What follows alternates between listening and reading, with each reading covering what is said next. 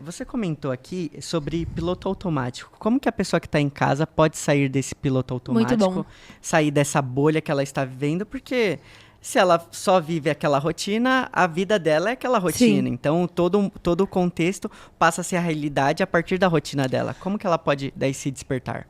Nossa rotina ela é uma consequência da maneira que a nossa mente é programada para funcionar. A nossa mente ela é viciada em muitas coisas. E vícios em coisas factíveis e vícios em coisas emocionais. Vícios em comportamentos, em gatilhos emocionais. Então, a nossa rotina é a consequência daquilo que a nossa mente foi programada para ser e para se comportar.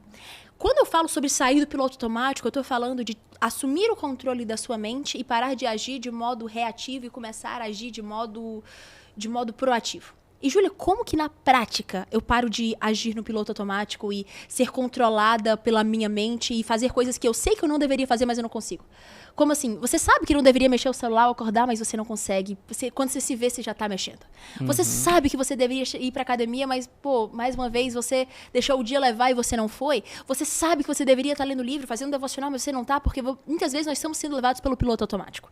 E é uma boa maneira, bem didática de explicar isso, é que o nosso cérebro ele tem algumas regiões. Dentre delas, tem duas que eu vou mencionar. O sistema límbico, que controla a nossa parte emocional, e o córtex pré-frontal, que controla a parte racional e as decisões racionais, as crenças factíveis, a parte racional do nosso cérebro.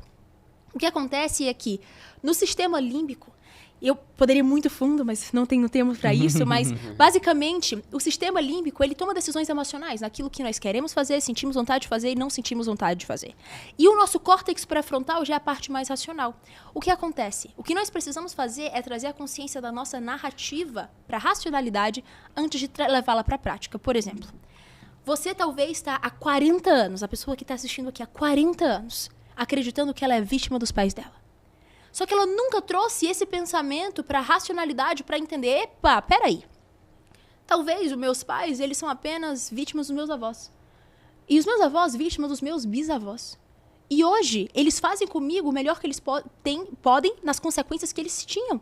Eles não têm como entregar além daquilo que eles receberam para mim. Então, talvez eu tô a vida inteira acreditando em algo que eu nunca levei para a racionalidade para entender que não é bem assim. E a melhor maneira de explicar o piloto automático é quando a gente olha para a ansiedade. A ansiedade é um medo do futuro, é um medo que é um medo... como é que eu posso falar? É um medo... projetado, o medo irreal e o medo projetado que não necessariamente vai acontecer sobre um futuro incerto. Isso é ansiedade. Então, a melhor maneira de olhar para o piloto automático é entendendo a ansiedade. Se a ansiedade é um medo irracional projetado para um futuro, ele é irreal.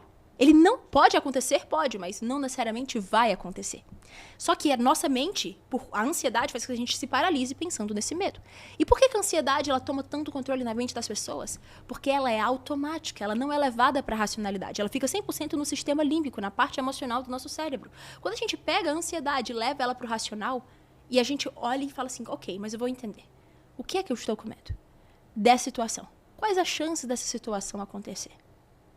Será que eu não estou achando que isso vai acontecer só porque eu vivi experiências prévias que aconteceram algo semelhante e isso tornou a minha mente, fez ela pensar que sempre vai acabar dessa maneira?